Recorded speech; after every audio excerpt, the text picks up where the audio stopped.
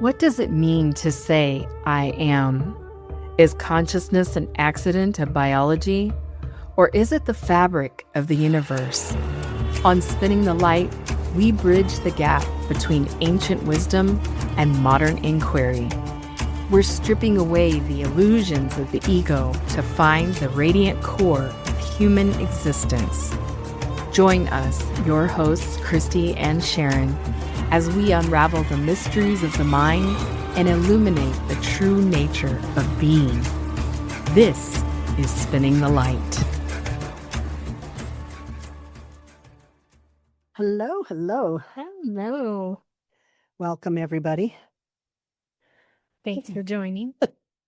Just so you know, we're doing this in between my sessions, so we feel it's important to fit stuff in where we can, and we feel this is important. So we're going to make this work always.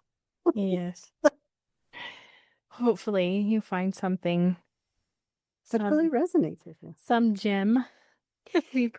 we hope anyway. And I think the thing is that we're doing this all in building blocks. Yeah. You know what I mean? And because we're doing building blocks, hopefully something will resonate with you, and maybe it will be on a previous episode, or that's how this ties in with this. So we're trying to tie stuff in together. Yeah, and give a real breakdown of just how it works and how we can make some meaningful change. Absolutely. So in the last episode, we've talked about the brain waves and, how The levels of consciousness, all that fun stuff. Yes. So once you've identified old patterns, now what? So now that you know you know it, now what do I do with it? You know what doesn't work? Let's try something different. We have the ability to rewire our brain. We've touched on this definition of neuroplasticity in earlier episodes. This is the brain's ability to reorganize itself by forming new neural pathways. Neuroplasticity refers to the brain's capacity to modify its structure and function in response to experience, learning, injury, and environmental changes. It means that the brain is constantly adapting. You can find more on this from sciencenews.today.org. This essentially works like any muscle that you're building. You will need to focus on repetition to create these new pathways. Repeated practice of a task can lead to structural change in the brain. And I think that's really interesting, because we will work. Somebody decides, I'm going to work out and I want to have this kind of body. They'll focus on that muscle group. Yeah. And they'll know, okay, I need to do it. They know it's not one and done. Mm-hmm. The more I want it, the more I put into it. And then, the muscle develops a memory for it too. Mm-hmm. We're building that muscle. And I think historically there was that saying, you can't teach an old dog new tricks.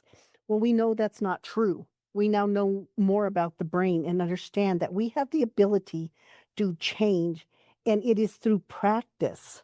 Yeah. If I don't practice it enough to make it really instilled in me, my brain will revert back to the pattern that it knew. Yeah, because that was built through repetition as well. We just don't realize it. It was just done sort of on the back side. And repetition is not only what is being said or done to us or environmentally, it is those messages we continue to give ourselves every time we hear a message. It can be anything. Oh, well, if you were just a little faster. Mm-hmm. I've actually have some examples. Oh, good. I love that. So once you have identified a pattern, name it and track it. You've got to be specific. The practice requires us to rationally cross-examine these subconscious beliefs. So naming the pattern, for example, I default to people-pleasing when I feel conflict coming. Oh, my God, that's such a big one. A lot of people. And it's a hard one. And the reason I say this is because a people pleaser will then they learn to justify. Oh, well, if I don't, then this is going to be harmful to somebody else. I take on that responsibility. And in doing so, they actually are creating more anxiety in themselves. And I mean, I think maybe to some degree, everybody's a people pleaser at one point in their life, and not a people pleaser, but you want to do something that you think is nice for somebody else or whatever. But it's when it becomes this pattern, this detrimental pattern that you have, where you only feel your worth is in the people you please. Mm-hmm. So I have no self-worth if I'm not people pleasing, if I'm not making other people happy. And then you'll have that thing in your head. That's where you go back to that thing of wherever it came. Well, you would do this for me if you loved me. Yeah. We end up putting ourselves in those positions out of guilt or things like that. And that's a big one. Who doesn't want to be loved? Right. Or people use, well, and I heard this, I never experienced this. Well, when you misbehave like that, you're holding the hand of the devil or things like I'm like, oh my God. So then every time the person would have that, even felt like they were doing something wrong, it created this image in them. Mm-hmm. It's crazy. Yep. And that's how you become known. That's, you identify as that. But it makes me think of you with the oven. You got to tell that story because it was kind of fascinating to me because I didn't grow up with any of this. The oven, like the heat from, oh, yeah, because I grew up in staunch, very rigid way of thinking as far as religion and that. And so there were the tales of hell and how the heat of that. And so I would open the oven door, and as soon as that heat from the oven would waft out into my face, it just would I don't know, unnerve me. It just really triggered me in a way. And I saw this and I looked at her and go, what just happened? You were able to stop, identify, see where it came from. Because I think you probably were just doing that and saying, oh, kind of making that association. But it wasn't until they're like, what just happened here? Why are you acting this way? It's just an oven. Yeah. And then she was there like, oh my goodness, when I was young and this is how we were taught. And then it was like, okay, but do you believe that way today? And so that's something you've worked on. I've not seen you since then open the oven and have that same physiological reaction. Yeah, no. Because you named it, you identified it, and you knew you didn't want it. So you were able to change it. Mm-hmm. Those are the things we're talking about. And that's a really good example of that because it was so powerful. Yeah, and it wasn't in the forefront of my mind. I didn't realize that it lived in my body. It was just my body was reacting in that way. Oh, absolutely. It was kind of weird. So then once you've named it, you've got specific, you've been able to identify this pattern, trace its origin, just like we said. What narrative fed this belief? Messages like, don't rock the boat, or your worth equals how useful you are. Or kind of message. If you don't behave, there's flames of hell. Mm-hmm, exactly. Powerful stuff, man.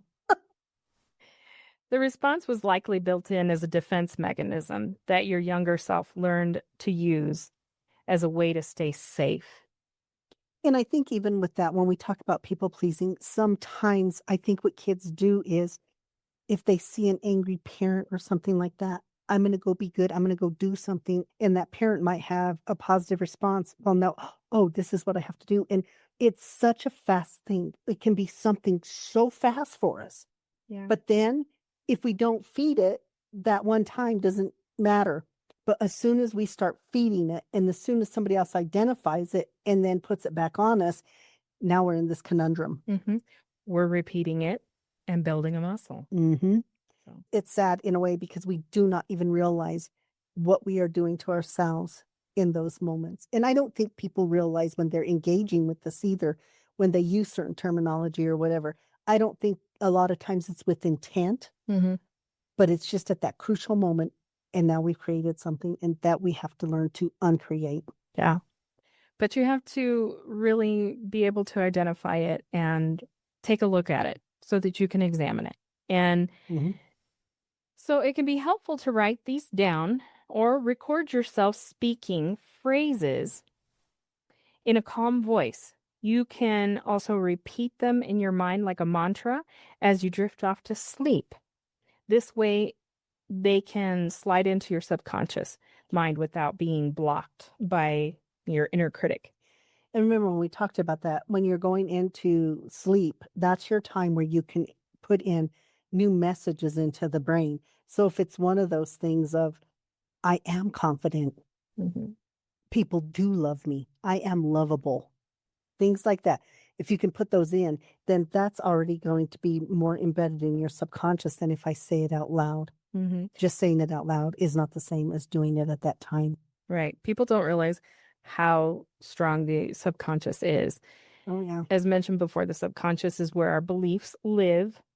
It's the most accessible when your brain drops into theta waves, aka the twilight zone, right before you're going to sleep or right after you're waking up. Those are really good times to give yourself these messages. And the reason why is because there's a little bit of time before you, as you're coming out of sleep in that or going into sleep, you've now moved into, you're in alpha. So when you're coming out of sleep, you move into alpha deuterium and then into beta. And the same thing is in reverse. So that's that time where you have those moments. And it doesn't take a lot of time to do these things. And that's the beauty of it. It's not something that takes an hour, 20 minutes. It is a simple statement. Yeah, It can be one word, confidence. could be. You don't have to make it complicated at all, I don't think, anyway. No. Patterns lose their power when they no longer operate in the dark. Be advised, old patterns run on triggers. This means you'll need to reframe it by rewriting the narrative with an empowering truth. So, I am inherently whole. Messages like that. I am learning as I go. Craft at least 1 to 3 emotionally charged statements that represent your new belief and keep them in present tense. I am grounded, capable, and completely safe. I am in the light. I am the light. Mm-hmm. And I think when we do those things, so much of the time when you talk to people, if you ask them to describe themselves, sometimes they can throw out 10 negatives. And it's like, no. What is something positive? That there's a struggle within that.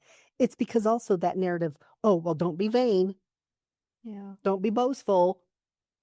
All of those things. Don't be a know-it-all. How many times do people hear these things? So then what they do instead, they revert back. Okay, I don't know anything. Mm-hmm. No, I don't know. They become meek. Yeah. They lose their ability to have that self-confidence and that self-esteem that they need. Mm-hmm. But once again, it's because we hear these narratives. Mm-hmm. How many times have growing up, and particularly in churches, no disrespect to churches, but they'll use things like that about vanity. Mm-hmm. Don't put on makeup. You're being vain. Mm-hmm. Well, okay, I'm not supposed to think I'm attractive then. So therefore, what is the opposite of attractive? I'm not attractive. And if somebody comes up to you and says, oh my God, you're beautiful. Oh, no, I'm not. No. This is the craziness that we create through these words that we are taught. But once again, I have to identify it. If somebody's coming up, I work on this a lot with people, is you get a compliment. Oh no. Or, oh no, you're really the pretty one. Or no, you're the smart one. Or you're that minimum. No, just say a simple thank you. Mm-hmm. Simple thank you. Those messages that we receive puts distance between us and the source. And we had just posted recently on Facebook, it was shared from somewhere, I think Gaia maybe or something, but we are all fragments of the source energy. And I think if we would remember that, that would be really powerful. And that might even be the mantra is, I am a fragment of source energy. Yeah. Meaning I am a part of something greater than me. Mm-hmm. And I am a part of everything. And I am worthy of love. Yes. And I think that's how many times, and it really saddens me. It really does when I hear people and when I tell them, you do understand you are lovable and you are worthy and you deserve to be loved. And just that look on a client's face of, no, I don't. Nobody said that I am not. And why?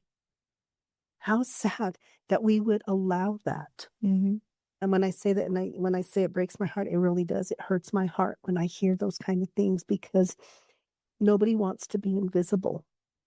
People deserve to be loved. They have the right to be loved, to love others, to be in relationships, all of those things.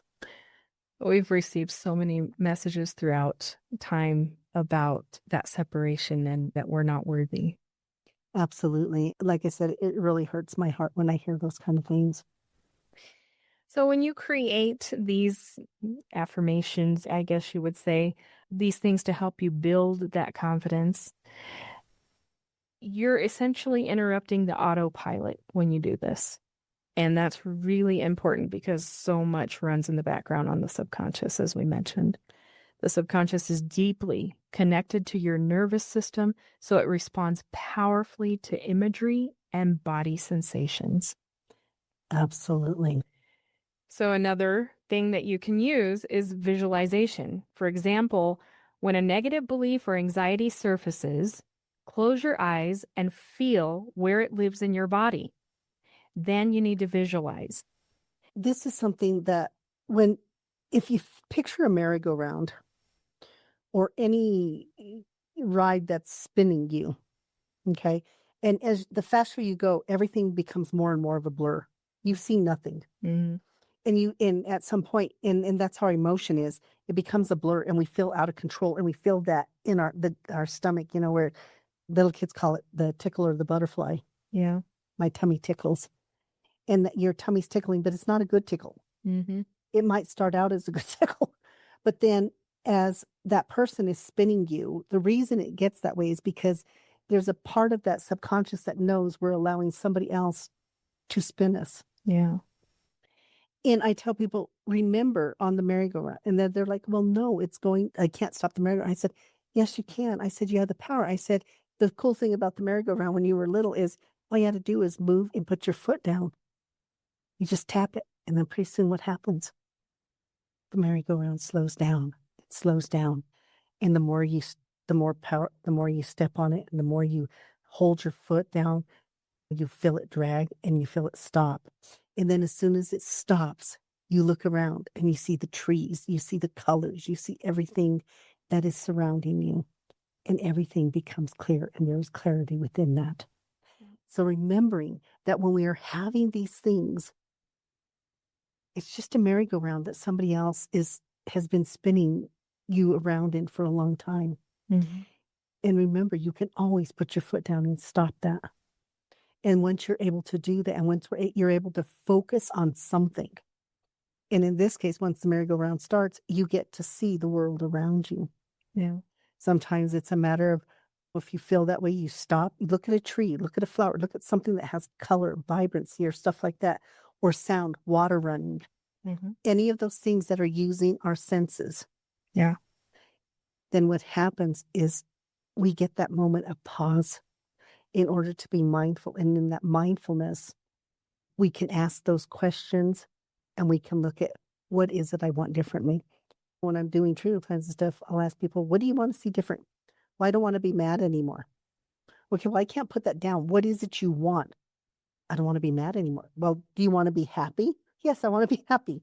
But but this is how it is. We are so ingrained in these conditional behaviors Mm-hmm. that we don't even realize that the opposite of mad, sad, angry might be happy, joyful. We don't even know how to switch that in our brain in that moment when I ask, no, but what do you want? Mm-hmm.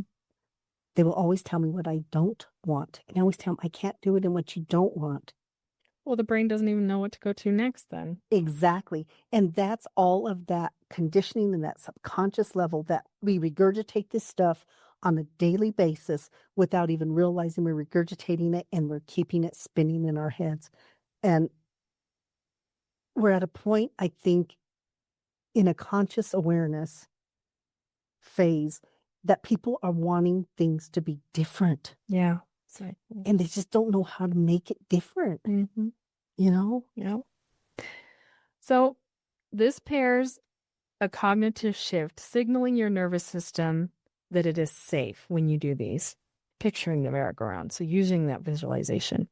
There are other physical interrupts that you can do. Use things like snapping a hair tie on your wrist, changing rooms, or splashing water on your face. Your nervous system requires a pattern interrupt to stop the automatic sequence that's happening. And there's a theory, okay? And so what happens is, oftentimes if I'm working with somebody, or even me, if I'm really working on something and I'm really, and it's like I keep hitting this brick wall. I keep hitting the brick wall. What I'll do is I'll get up and I move position. I'm allowed to see it then from a different perspective. So when we talk about disrupting the pattern, That's what it is.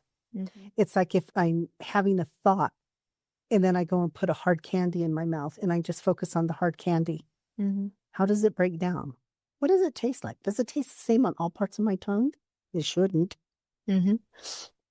Does the flavor change as it breaks down? How long is it taking a long time? So then you're breaking a pattern. So anytime we're talking about breaking a pattern, it can be something as simple as snapping your fingers too. Mm-hmm. If you're in an emotional place, you go to a mathematical place. I wonder what, if I had to do math today, what would 5 times 5 be? That times 5. Then you're just shifting where the brain is firing. Mm-hmm. Okay? What's that? I'm not going to do math.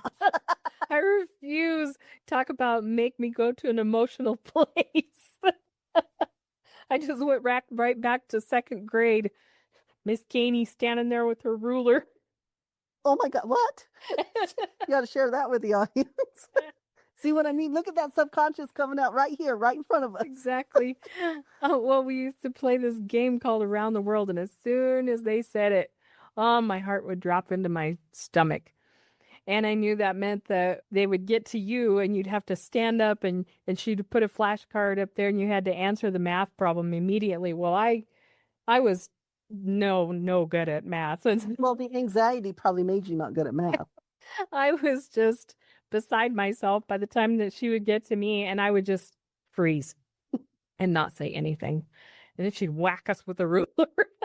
My God, I thought you weren't good at it. See what I mean? See this conditioning, how it just comes up? When you said mine was reading. And the reason why is because I'm dyslexic. But I didn't know when I was little I was dyslexic. Mm. So the words sounded perfectly fine. But the story not so good to everybody listening. You know what I mean? So at first, I loved to read. So if I could read silently, I was great because I didn't realize I was calm.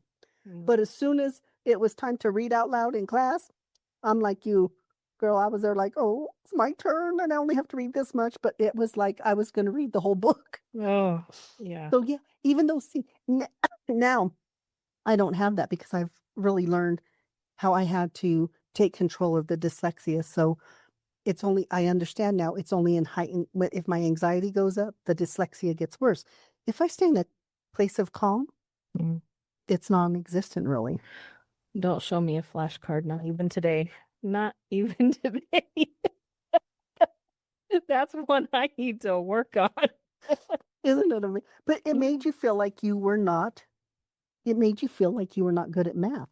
So you don't even know if you were ever really good at math because the anxiety, once again, these are these conditions. So how many times, oh, you don't know how to read or you can't do math or even that thing of, well, girls read better and they don't really do math very good. All these the stupidity of all the stuff that we have been conditioned. Mm-hmm. No wonder we're spending our whole life unconditioning ourselves from those things. Yeah, exactly. No flashcards though. No. Again, it takes repetition. Old beliefs took years to reinforce and to become automatic. And that's the way it works. And once again, it doesn't matter how old or how young we are. All of us will have a trigger to the past. And sometimes we don't even know it until that circumstance comes up. Then we have that emotional response. That is that perfect opportunity to ask those questions. Where did I first hear it? Mm-hmm.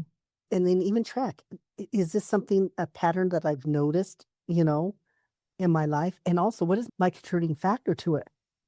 So if somebody says, those things of, oh, well, you're pretty. Oh, no, I can't say I'm pretty. I'm vain. I'm vain. Vanity's not good. It's bad in the Bible or something.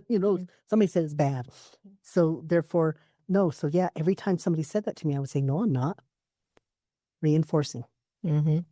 It's that reinforcing that we constantly are doing and not even realizing we're doing it. Exactly. And it's such a disservice to all of us as human beings because when we're talking about spinning the light, talk about the things that we are taught and conditioned with that just keep dimming that light more and more and more and more on a continuous basis. And it really sucks. And once we recognize it, identify it, we can take our power back in this way. But the thing we have to remember is to be patient with ourselves. Be kind.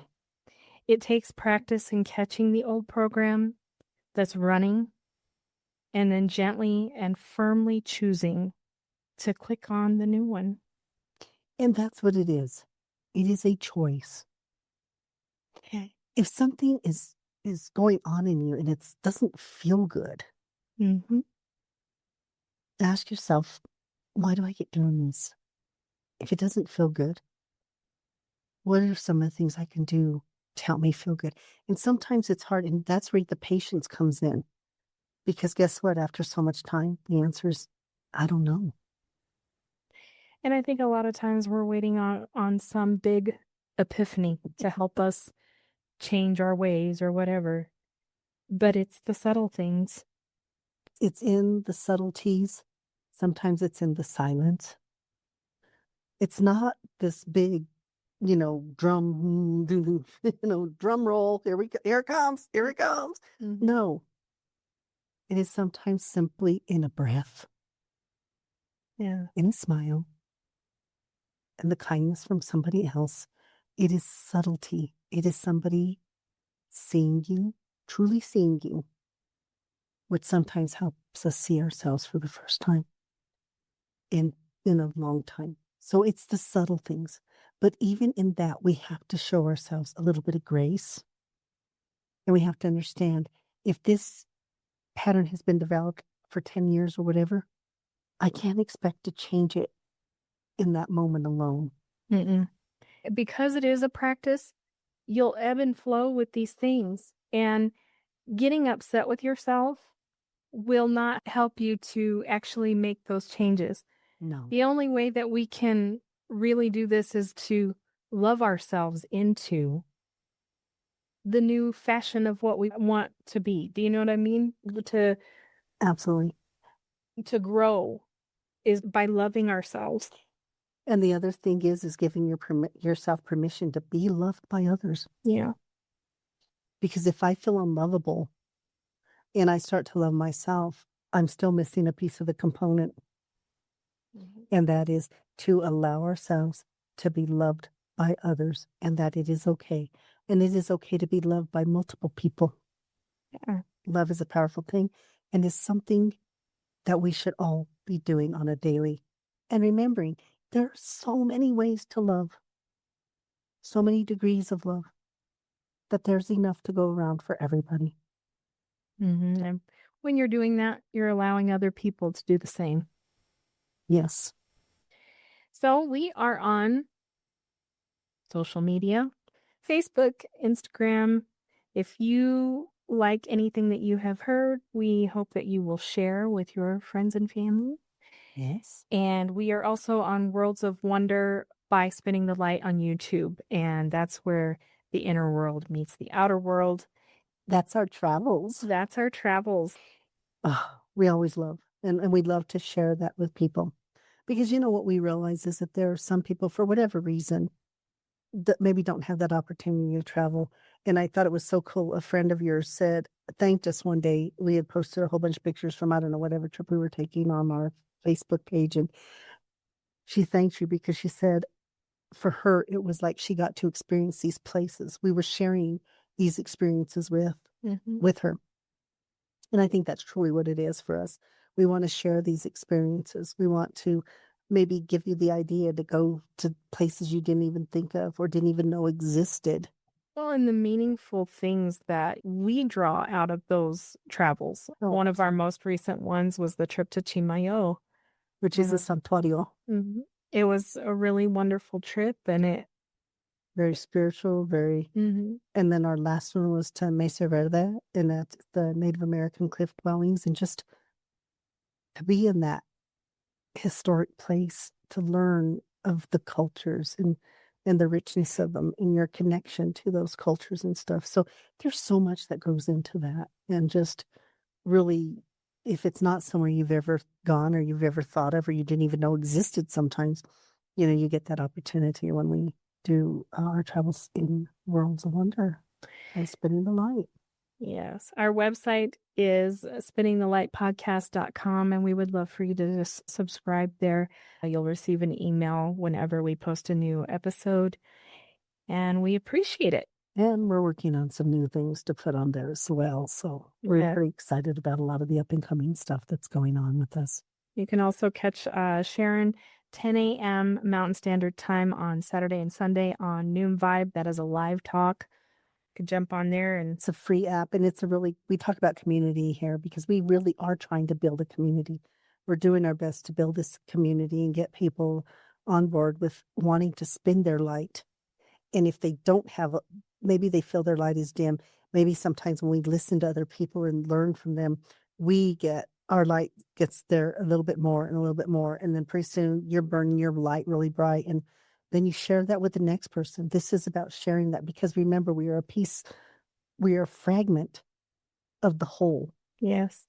You think when you put all these fragments together, what an amazing, amazing mosaic we will have. Yes. So that's really important to us. And once again, we always thank you for joining us and we appreciate you. And we'll be back. Thanks.